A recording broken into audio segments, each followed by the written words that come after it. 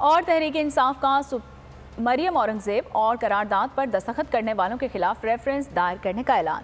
वज़ीर इत्तलात की press conference के जवाब में फवाद चौधरी ने ट्वीट किया कि नामजद नशिस्त पर लाई जाने वाले एक खातून जिनकी काबिलियत ये आसानी ज़बान इस्तेमाल करने में माहिर हैं, इस खातून से पाकिस्तान के सबसे अहम और बड़े ओहदेदार के बारे में मुतनाज़ बयानात दिलाए गए। ये मकसद सिर्फ अदलिया पर दबाव डालना है। मज़ीद लिखा कि इंतखाबात से मफरूज जमातें अवाम से छीने के लिए और छुपने के लिए अदलिया को ढाल बनाना चाहती थी।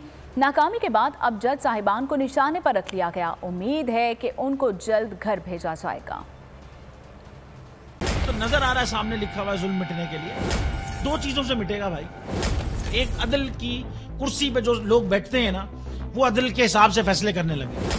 दूसरा कौम निकल खड़ी हो जुल्म के खिलाफ, तो जुल्म खत्म हो जाएगा। या इन दोनों में से कोई एक चीज हो जाए या दोनों हो जाए। अगर 420 का मुकदमा था, उस वक्त अदलिया में जो लोग बैठे हुए केस देख रहे थे, वो पूछते ना यार चीट हुआ कौन है। जब उनको दिखता कोई चीट नहीं हुआ, केस खत्म कर देते। तो जालिम जुल्म कर ही नहीं पाता। 9 जजेस ने नोट बिफोर किया मेरे केस को यार, 1.5 साल चला। शख्सी जमानत का केस, सेम केस इस्लामाबाद में कर दिया। एक ही इल्जाम पे 2 केस हो नहीं सकते भाई। मतलब 60 दिन का वक्त होता है। 102 दिन के बाद मैं जीत गया, केस बरी हो गया। 102 दिन के बाद अपील फाइल की, एक्सेप्ट कर ली। नहीं करते ना एक्सेप्ट, खत्म हो जाता ना जुल्म यार।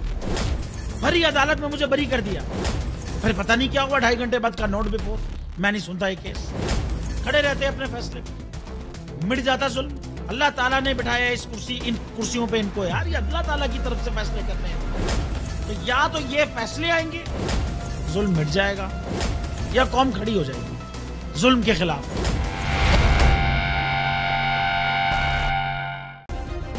सब्सक्राइब करें और बेल दबाएं ताकि कोई खबर रह न जाए।